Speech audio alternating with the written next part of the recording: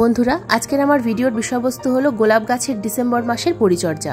প্রচণ্ড শীতে গোলাপ গাছে কি কি পরিচর্যা করতে হবে, কোন কোন ঘরোয়া খাবার এই সময় আমাদের গোলাপ গাছে প্রয়োগ করতে হবে, তাছাড়া এর সাথে সাথে বলবো কয়েকটা টিপস অ্যান্ড ট্রিক্স, যে টিপস অ্যান্ড ট্রিক্সগুলো ফলো করলে তোমরা তোমাদের বাগানের প্রত্যেকটা গোলাপ গাছ থেকে প্রচুর পরিমাণে ফুল ফোটাতে পারবে এই ডিসেম্বর এবং জানুয়ারি মাসে। সম্পূর্ণ ঘরোয়া এবং ফ্রি ফার্টিলাইজার, যেগুলো আমরা ফেলে দিই, আমরা কোনো কাজে আমাদের লাগে না, সেই খাবার আমরা গোলাপ গাছে প্রয়োগ করে গোলাপ গাছ থেকে প্রচুর পরিমাণে কিভাবে ফুল পেতে পারবো সমস্ত কিছু জানতে হলে আজকের এই ভিডিওটা সম্পূর্ণ মনোযোগ দিয়ে দেখতে হবে। বন্ধুরা, একটু স্কিপ করে দেখো না, স্কিপ করে দেখলে কিন্তু অনেক কিছুই মিস করে ফেলবে। নমস্কার, আমি লাবণী, আমার বাগানে তোমাদের সবাইকে জানাই স্বাগত। বন্ধুরা, গোলাপ গাছ হলো আমাদের বাগানের পার্মানেন্ট একটি ফুলের গাছ। আমাদের বাগানের গোলাপ গাছে কিন্তু সারা বছর ফুল ফোটে, তবে শীতকাল হলো গোলাপ গাছের ফুল ফোটার আদর্শ সময়। শীতকালে আমরা যদি ঠিকঠাক মতো পরিচর্যা এই গাছে করতে পারি তাহলে প্রত্যেকটা গোলাপ গাছ থেকে কিন্তু প্রচুর পরিমাণে আমরা ফুল পেতে পারি। তবে শীতকালে আমাদের বাগানের প্রত্যেকটা গোলাপ গাছ থেকে প্রচুর পরিমাণে ফুল পেতে গেলে ফলো করতে হবে কয়েকটা টিপস। টিপস নাম্বার 1, গোলাপ গাছ থেকে প্রচুর পরিমাণে ফুল পেতে গেলে গোলাপ গাছকে কিন্তু ফুল সানলাইটের মধ্যে রাখতে হবে। এখন যেহেতু সূর্যের তাপমাত্রা অনেকটাই কম, তাই এমন একটা জায়গায় গোলাপ গাছকে রাখতে হবে যেখানে 5 থেকে 6 ঘন্টা রোদ্দুর এই গাছ পায়। তোমরা যদি ব্যালকনিতে বাগান করো তাহলে এমন একটা জায়গা নির্বাচন করবে যেখানে সকাল থেকে অন্তত দুপুর পর্যন্ত রোদ্দুর থাকে। ঠিক এমন একটা জায়গা নির্বাচন করে গোলাপ গাছকে সেখানেই রাখো। গোলাপ গাছ যদি রোদ্দুরে না থাকে তাহলে প্রথম যে সমস্যাটা হবে সেটা হলো গোলাপ গাছের গ্রোথ বন্ধ হয়ে যাবে। 2 নম্বর, গোলাপ গাছের উপর যে কুয়াশাটা পড়বে সেই কুয়াশা কিন্তু পাতায় জমে থাকবে এবং যার ফলে গাছে প্রচুর পরিমাণে পোকামাকড়ের আক্রমণ হবে। 3 নম্বর, গোলাপ গাছে যে কুঁড়ি আসবে সেই কুঁড়িগুলো অনেকটাই ছোট ছোট সাইজের হবে। তাছাড়া কুঁড়িগুলো কিন্তু অনেক সময় অর্ধফোঁটা হয়েও রয়ে যায়। কুঁড়িগুলো ভালোভাবে ফুলে পরিণত হয় না, এটা কিন্তু একমাত্র রোদ্দুরের অভাবেই হয়। তাই সবসময় চেষ্টা করবে বাগানে যেখানে 5 থেকে 6 ঘন্টা রোদ্দুর আসে ঠিক সেই রকম জায়গায় গোলাপ গাছকে রাখার। টিপস নাম্বার 2, গোলাপ গাছে আমরা জল কতটা পরিমাণ প্রয়োগ করব। গোলাপ গাছ সবসময় ময়েশ্চার মাটি পছন্দ করে। গোলাপ গাছের মাটি যদি খুব বেশি শুকিয়ে যায় তাহলে কিন্তু গোলাপ গাছের গ্রোথ বন্ধ হয়ে যাবে, গাছে কুঁড়ি আসবে না। গোলাপ গাছের মাটি অল টাইম ময়েশ্চার রাখতে হবে, কিন্তু কখনোই যেন কাদা কাদা হয়ে না থাকে। তাই অতিরিক্ত জলও প্রয়োগ করা যাবে না, আবার কম জলও প্রয়োগ করা যাবে না। 2টো টবে আমি তোমাদের দেখাচ্ছি। প্রথমে যে টবটা দেখাচ্ছি এই টবের মাটিটা দেখো, হাত দিয়ে তোলার ফলে আমার হাতে কিন্তু কাদা লেগে যাচ্ছে। তোমরা যখন গোলাপ গাছে জল প্রয়োগ করবে যদি দেখো যে টবের মাটি এইরকম ভাবে ভেজা ভেজা হয়ে রয়েছে তাহলে কিন্তু তখন সেই মুহূর্তে সেই গোলাপ গাছে জল প্রয়োগ করা যাবে না। কিন্তু যদি দেখো যে গোলাপ গাছের মাটি একদম শুকনো হয়ে রয়েছে, ঝুরঝুরে মাটি, তো সেই রকম মাটিতে কিন্তু প্রতিদিন সকালবেলা অল্প অল্প জল প্রয়োগ করতে হবে। তাই সব সময় গোলাপ গাছের মাটি কিন্তু চেক করে জল প্রয়োগ করতে হবে।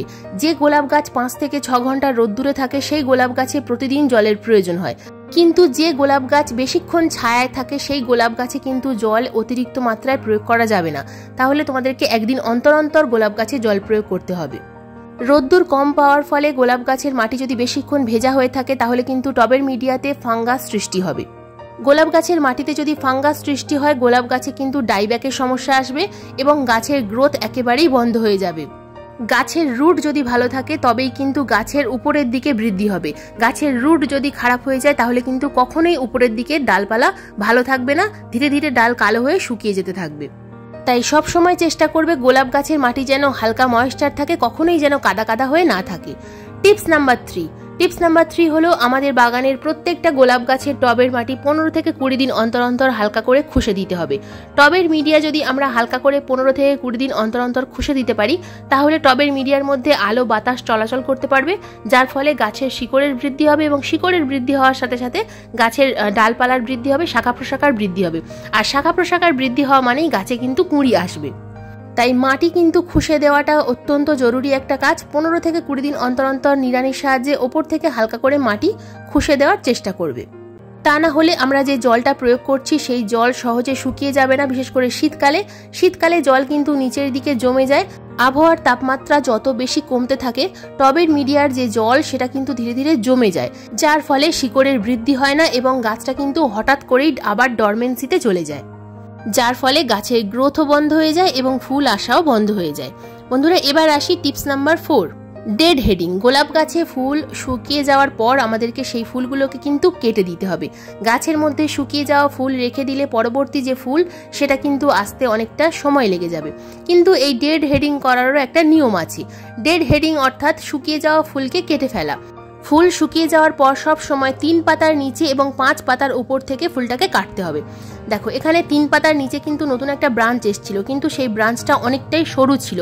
আর 5 পাতার উপর থেকে যে ব্রাঞ্চটা এসছে এটা কিন্তু অনেকটাই মোটা, আর মোটা ব্রাঞ্চে কিন্তু ফুলের সাইজটাও বড় হবে। তাই সব সময় চেষ্টা করবে 5 পাতার উপর থেকে গাছের ডালটাকে কাটার। টিপস নাম্বার 5, গোলাপ গাছের এই সময় সব থেকে বড় একটা সমস্যা হলো গোলাপ গাছের শাখার ডাল বা এলা ডাল। এই সময় যেহেতু গোলাপ গাছের গ্রোথের সময়, তাই গোলাপ গাছে কিন্তু প্রচুর পরিমাণে ডালপালা আসবে। তো তোমাদেরকে লক্ষ্য রাখতে হবে গোলাপ গাছের যে গ্রাফটিং নোট থাকে, এই যে মোটা অংশটা দেখতে পাচ্ছ এটাকে বলা হয় গ্রাফটিং নোট। এই গ্রাফটিং নোটের সাইড থেকে যে নতুন নতুন ডাল আসে, এই ডালগুলো কিন্তু অরিজিনাল ডাল। কিন্তু এই গ্রাফটিং নোটের ঠিক নিচ থেকে যদি কোনো ডাল আসে তাহলে সেটাকে বলা হয় এলা ডাল বা শাখার ডাল, যে ডালে সহজে ফুল আসে না। তাই সব সময় গ্রাফটিং নোটের নিচ থেকে যে ডাল আসে সেই ডালগুলোকে সবসময় চেষ্টা করবে কেটে দেওয়ার। গ্রাফটিং নোটের সাইড থেকে যে ডালগুলো আসছে সেই ডালগুলোকে রেখে দেবে, কিন্তু নিচের ডালপালাগুলোকে কেটে দিতে হবে। বন্ধুরা এবার আসি হোমমেড খাবার। কি হোমমেড খাবার এই সময় আমরা আমাদের গোলাপ গাছে এই ডিসেম্বর মাসের শুরুতে গাছে প্রয়োগ করব। তো দেখো এখানে কিন্তু যে কটা খাবার নিয়েছি প্রত্যেকটাই হোমমেড এবং অর্গ্যানিক খাবার। তো প্রথমে যে খাবারটা নিয়েছি এটা হলো পাকা কলার খোসার গুঁড়ো।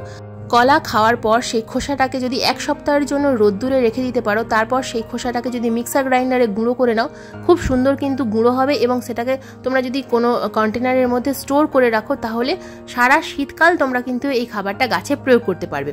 তো 3 চামচ নিয়েছি পাকা কলার খোসার গুঁড়ো, 2 চামচ নিয়েছি পেঁয়াজের খোসার গুঁড়ো, এবং নিয়েছি আমি 2 চামচ পরিমাণ ডিমের খোসার গুঁড়ো, আর 1 চামচ পরিমাণ নিয়েছি আমি চা পাতা, ফ্রেশ চা পাতা। তো এই 4টে উপাদান খুব ভালোভাবে মিশিয়ে একটা 10 ইঞ্চি টবে আমি কিন্তু এই খাবারটা প্রয়োগ করছি। যদি তোমাদের টবের সাইজ ছোট হয় তাহলে কিন্তু এখানে খাবারটা একটু পরিমাণে কম নিতে হবে। যদি 8 ইঞ্চি সাইজের টব হয় তাহলেও এই একই খাবার তোমরা প্রয়োগ করবে। আর যদি এর থেকে বড় সাইজের টব হয় সেক্ষেত্রে কলার খোসার গুঁড়ো 5 চামচ, 3 চামচ পেঁয়াজের খোসার গুঁড়ো, ডিমের খোসার গুঁড়ো 3 চামচ এবং চা পাতা 1 চামচ। চা পাতা খুব বেশি নেওয়ার প্রয়োজন নেই। খাবার প্রয়োগ করার পর মাটি দিয়ে ভালোভাবে চাপা দিয়ে দিলাম এবং দিয়ে দেবো ভরপুর মাত্রায় জল। বন্ধুরা তোমরা কলার খোসার পরিবর্তে আলুর খোসার গুঁড়ো ব্যবহার করতে পারো, আর ডিমের খোসার গুঁড়োর পরিবর্তে একটা চকের গুঁড়ো ইউজ করতে পারো। আর যদি তোমাদের কাছে এই গুঁড়ো খাবার না থাকে সেক্ষেত্রে তোমরা কিভাবে গাছে প্রয়োগ করতে পারবে, যেটা সহজ মনে হবে সেটাই কিন্তু গাছে প্রয়োগ করবে। তো দেখো এখানে কিন্তু আমি 4টে পেঁয়াজের খোসা, 4টে কলার খোসা আর 2টো কাঁচা ডিমের খোসা ভিজিয়ে রেখেছিলাম 1 লিটার জলের মধ্যে 24 ঘন্টার জন্য। তো এই যে লিকুইডটা তৈরি হয়েছে এটা কিন্তু আমি ছেঁকে নিলাম অন্য একটা পাত্রের মধ্যে। তো এর মধ্যে আমি মিশিয়ে দেবো আর একটা উপাদান। ভিডিওর শুরুতে যে উপাদানটা আমি দেখিয়েছিলাম সেটা হলো কফি পাউডার। এই চা পাতার পরিবর্তে কিন্তু কফি পাউডার তোমরা ব্যবহার করতে পারো। 2 টাকার পাতার মধ্যে যতটুকু কফি পাউডার থাকে ঠিক ততটুকু কফি পাউডার এই তরল খাবারের সঙ্গে মিশিয়ে দিতে হবে। এরপর এই 1 লিটার জলের সাথে আরও 1 লিটার সাধারণ জল ভালোভাবে মিশিয়ে নিয়ে তবেই কিন্তু আমরা গাছে প্রয়োগ করতে পারবো। তো আমার হাতে দেখো একটা অনুষ্ঠান বাড়ির গ্লাস রয়েছে।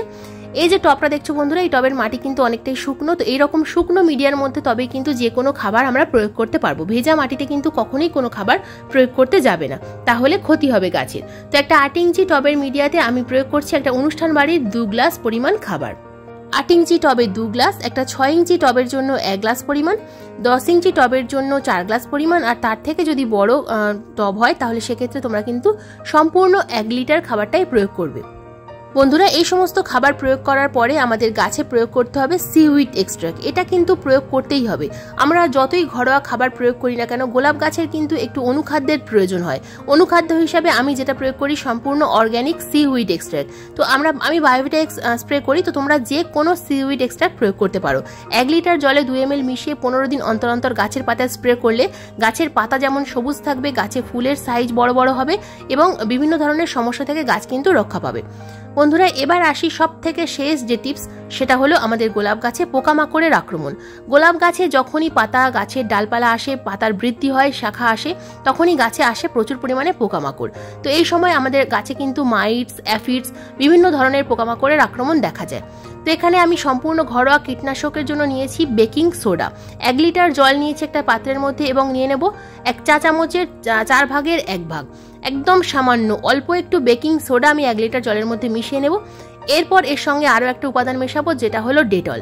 ডেটল আমাদের প্রায় সবার হাতের কাছেই থাকে। ডেটল গাছে প্রয়োগ করলে গাছে কিন্তু অনেক রোগ পোকার আক্রমণ কম হয়। তো সামান্য পরিমাণ ডেটল আমি কিন্তু এই চামচের মধ্যে ঢেলে নিচ্ছি। দেখো, একদম অল্প পরিমাণ কয়েক ফোঁটা ডেটল আমি 1 লিটার জলের মধ্যে যে বেকিং সোডা দিলাম সেই বেকিং সোডার সঙ্গেই আমি ডেটলটা মিশিয়ে নেব। তো ডেটল এবং বেকিং সোডা এই দুটো উপাদান মিশিয়ে নিয়ে গাছে যদি আমরা প্রতি সপ্তাহে 2 দিন করে স্প্রে করতে পারি, 3 দিন অন্তর অন্তর, তাহলে কিন্তু গাছের পাতা কোঁকড়ানোর সমস্যা, গাছে মাকড়ের সমস্যা কোনোটাই আর থাকবে না। 1 লিটার জলে ভালোভাবে মিশিয়ে নিয়ে স্প্রেয়ার বটলের মধ্যে ভর্তি করে দেখো গাছের পাতা আমি স্প্রে করছি। এটা কিন্তু খুব সকালবেলা স্প্রে করতে হবে অথবা বিকালবেলা। খুব বেশি রোদ্দুর যখন থাকবে তখন স্প্রে না করাই ভালো। দুপুরের রোদ্দুরে গাছে যে কোনো কীটনাশক স্প্রে করলে গাছের পাতা কিন্তু পুড়ে যাওয়ার সম্ভাবনা থাকে। তাছাড়া বন্ধুরা, সকালবেলা প্রতিদিন তোমরা যদি ঠান্ডা জলে স্প্রে গোলাপ গাছে করতে পারো তাহলে কিন্তু গোলাপ গাছে মাকড়ের সমস্যা অনেকটাই কম থাকে। বন্ধুরা, এতক্ষণ তো বললাম টবের গোলাপ গাছের পরিচর্যার কথা, এবার আসি জমির গোলাপ গাছের পরিচর্যার কথায়। আমি সেপ্টেম্বর মাসে যে মিশ্র খাবার তৈরি করার কথা তোমাদের বলেছিলাম, সেটা যদি তোমরা তৈরি করে রেখে থাকো তাহলে সেই খাবার তোমরা কিন্তু 15 দিন অন্তর অন্তর জমির গোলাপ গাছে 3 থেকে 4 মুঠো পরিমাণ করে ছড়িয়ে দেবে গাছের বয়স অনুযায়ী। তাছাড়া প্রতি সপ্তাহে একবার করে সরিষার খোল জল পাতলা করে প্রত্যেকটা জমির গোলাপ গাছে প্রয়োগ করতে পারো। টবের গাছেও কিন্তু সরিষার খোল জল তোমরা প্রয়োগ করতে পারো।